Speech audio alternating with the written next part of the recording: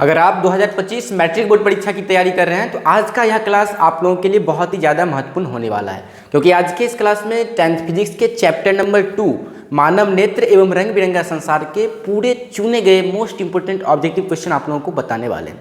तो अगर आप इस वीडियो को देख लेते हैं तो चैप्टर 2 का पूरा ऑब्जेक्टिव क्वेश्चन आपका कवर हो जाएगा।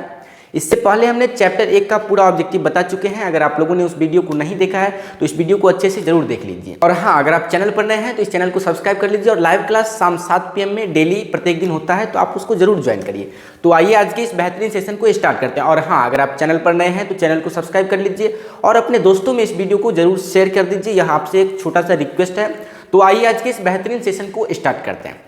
जितने भी प्रश्न आज के इस वीडियो में बताएंगे सभी के सभी बहुत ही ज़्यादा इंपॉर्टेंट है, तो आप लोगों को इसमें से एक भी प्रश्न को मिस नहीं कर, सभी प्रश्नों को एकदम शुरू से लेकर के अंत तक देखना है। तो आइए आज के इस क्लास को स्टार्ट करते हैं। फर्स्ट नंबर क्वेश्चन बहुत ही सिंपल सा, मानव नेत्र के किस भाग पर किसी वस्तु का प्रतिबिंब बनाते हैं? रेटिना या फिर दृष्टिपटल? कहां पर? तो इसका करेक्ट आंसर हो जाएगा रेटिना या दृष्टिपटल। मानव नेत्र के किस भाग पर किसी वस्तु का प्रतिबिंब बनता है?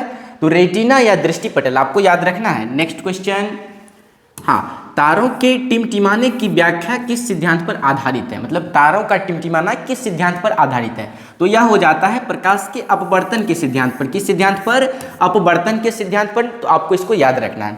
अगला क्वेश्चन, क्वेश्चन नंबर 3 है, नेत्र लेंस की फोकस दूरी अधिक हो जाने से कौन सा दृष्टि दोष होता है? नेत्र लेंस की फोकस दूरी अधिक हो जाने से कौन सा दृष्टि दोष होता है? दूरदृष्टि दोष होता है। क्या होता है? नेत्र लेंस की फोकस दूरी अधिक हो जाने से दूरदृष्टि दोष होता है, और अगर नेत्र लेंस की फोकस दूरी कम हो जाए तब उसी स्थिति में निकट दृष्टि दोष हो जाएगा। बात को समझ पाए? तो इसका correct answer option number B, ध्यान से समझ लेंगे। ओके, अगला क्वेश्चन, जो नेत्र निकट स्थित वस्तुओं को स्पष्ट नहीं देख पाता उस नेत्र में होता है। क्या है क्वेश्चन?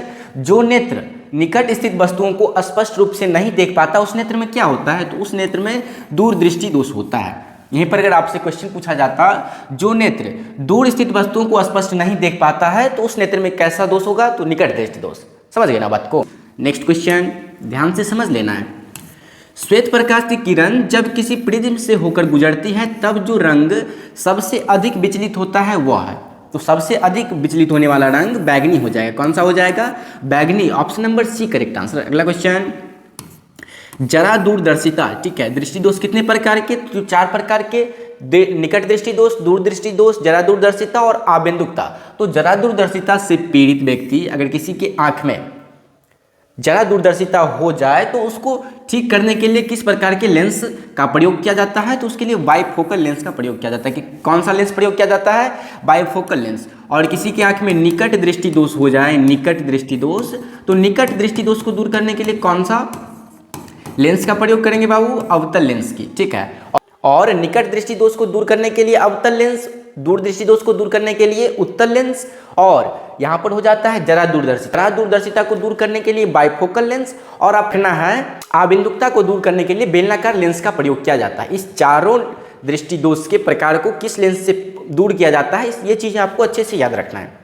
क्या याद रखना है? निकट दृष्टि दोष को दूर करने के लिए अवतल लेंस का प्रयोग करेंगे, दूर दृष्टि दोष को दूर करने के लिए उत्तल लेंस का प्रयोग करेंगे, जरा दूरदर्शिता को दूर करने के लिए बाइफोकल लेंस का प्रयोग करेंगे, और आबिंदुकता को दूर करने के लिए बेलनाकार लेंस का प्रयोग करेंगे। तो ये चारों क्वेश्चन को आपको याद रखना है। अगला क्वेश्चन पर चलेंगे।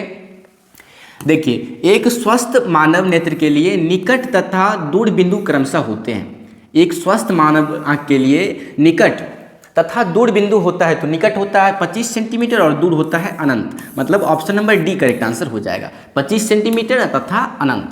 अगला क्वेश्चन, जो नेत्र दूर स्थित वस्तुओं को स्पष्ट नहीं देख पाता उस नेत्र में होता है निकट दृष्टि दोष होता है। जो नेत्र दूर स्थित वस्तुओं को स्पष्ट नहीं देख पाता है उस नेत्र में निकट दृष्टि दोष होता है। तो आपको याद रखना है इसको। नेक्स्ट, चंद्रमा पर खड़े अंतरिक्ष यात्री को आकाश कैसा प्रतीत होता है? तो चंद्रमा पर खड़े अंतरिक्ष यात्री को आकाश काला प्रतीत होता है। कैसा प्रतीत होता है? काला। Option number D correct answer. अगला क्वेश्चन, श्वेत रंग कितने रंगों के मेल से बना है? श्वेत रंग कितने रंगों के मेल से बना है? तो 7 रंगों से। कितने रंगों के मेल से? 7 रंगों के मेल से, याद रखना है। अगला क्वेश्चन पर चलेंगे।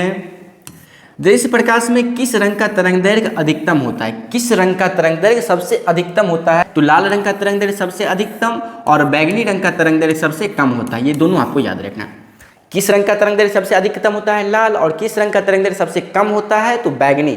ये दोनों क्वेश्चन को आपको अच्छे से याद रखना है। अगला क्वेश्चन पर चलिए, नेक्स्ट देखिए, इंद्रधनुष का बनना किस परिघटना पर आधारित है? इंद्रधनुष का बनना प्रकाश का वर्ण विक्षेपण पर आधारित है। किस पर आधारित है?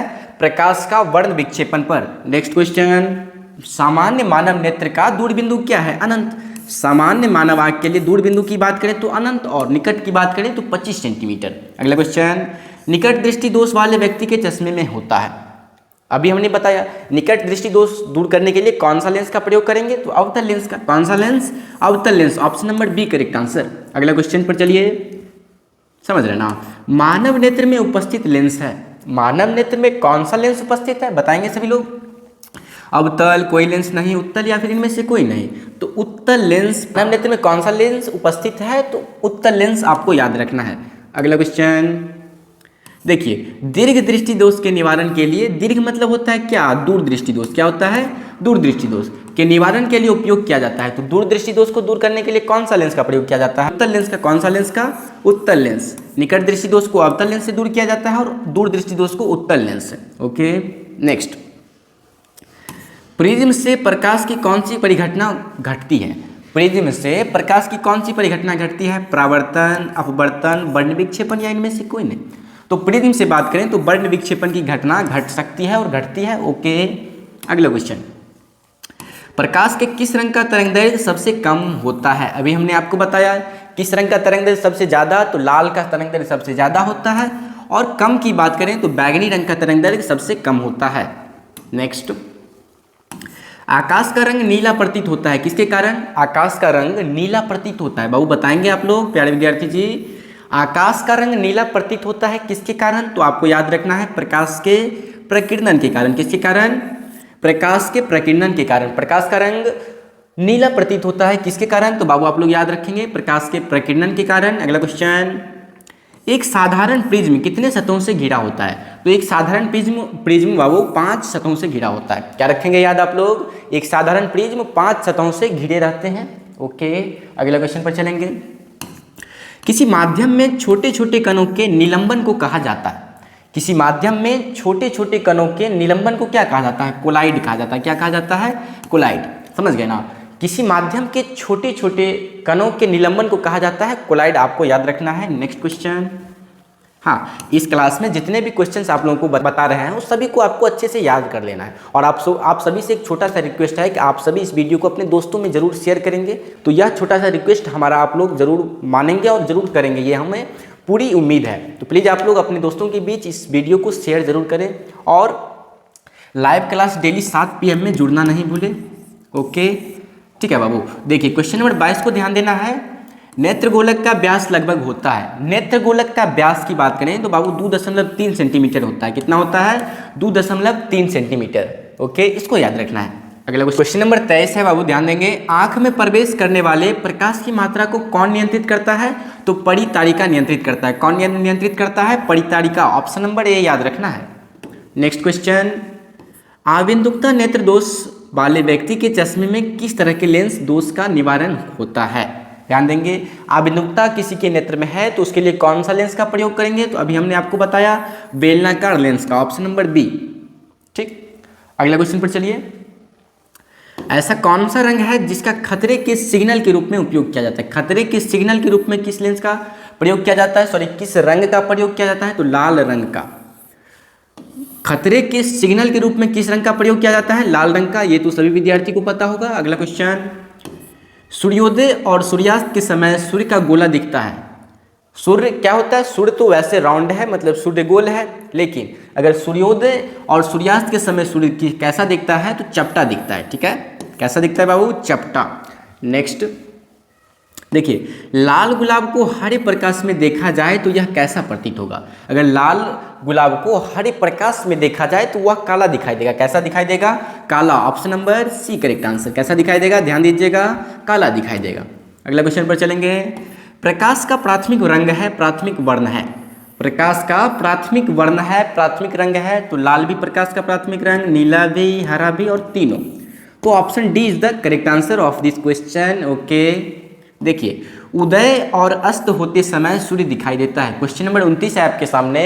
उदय और अस्त होते समय सूर्य दिखाई देता है, तो सूर्य कैसा दिखाई देता है बाबू? लाल दिखाई देता है। आपको याद रखना कैसा दिखाई देता है? लाल। Option number B correct. अगला क्वेश्चन पर चलेंगे। Question number 30 most important question. आपको एक एंगस्ट्रम का मान बताना है। एक एंगस्ट्रम का मान कितना होता है? 10 का पावर -10 मीटर। ओके, ध्यान दीजिएगा। एक एंगस्ट्रम का मान कितना होता है? 10 का पावर -10 मीटर। यहाँ पर ऐसे लिखा जाएगा आपके बोर्ड परीक्षा में, ठीक है। एक एंगस्ट्रम का मान कितना होता है? 10 का पावर -10 मीटर। तो इस क्वेश्चन को आपको अच्छे से याद रखना है। अगला क्वेश्चन पर चलेंगे। देखिए, तारों के टिमटिमाते प्रतीत होने का कारण है, मतलब तारों का टिमटिमाना किसका कारण है? वायुमंडलीय अपवर्तन का कारण है, ठीक है। वायुमंडलीय अपवर्तन के कारण तारा टिमटिमाते हुए प्रतीत होती है। समझ गए ना? तारे कैसा प्रतीत होते हैं? वायुमंडलीय अपवर्तन के कारण टिमटिमाते हुए प्रतीत होते हैं। तो आज के इस क्लास में टॉप 30 ऑब्जेक्टिव चैप्टर 2 से चुन करके लाए थे, जो हमने आप लोगों को अच्छे तरीके से बता दिया। तो उम्मीद करता हूँ आप लोग इस सभी क्वेश्चन को अच्छे से याद कर लेंगे, अच्छे से समझ लेंगे, और प्लीज़ हमारे इस चैनल को सब्सक्राइब करके अपने दोस्तों में शेयर जरूर करेंगे। मिलते हैं फिर नेक्स्ट क्लास में इसके अगले चैप्टर का बहुत ही महामैराथन क्लास, बहुत ही शानदार क्लास लेकर के। तब तक आप लोग अपनी तैयारी अच्छे तरीके से करते रहिए। बहुत जल्द इसका सब्जेक्टिव क्वेश्चन भी आप लोगों को देखने को मिलेगा, ठीक है, और वो भी फ्री ऑफ कॉस्ट में तैयारी करवाया जाएगा। तो आप लोग हमारे चैनल से जरूर जुड़िए, ठीक है। बहुत ही जल्द आपको ऑल सब्जेक्ट का सब्जेक्टिव क्वेश्चन भी प्रोवाइड किया जाएगा। तो आप लोग हमारे चैनल को सब्सक्राइब करके जरूर जुड़े रहिए, और सभी सब्जेक्टिव क्वेश्चन का आंसर का PDF आपको फ्री में मिलेगा। तो आप लोग जरूर हमारे चैनल में जुड़िए।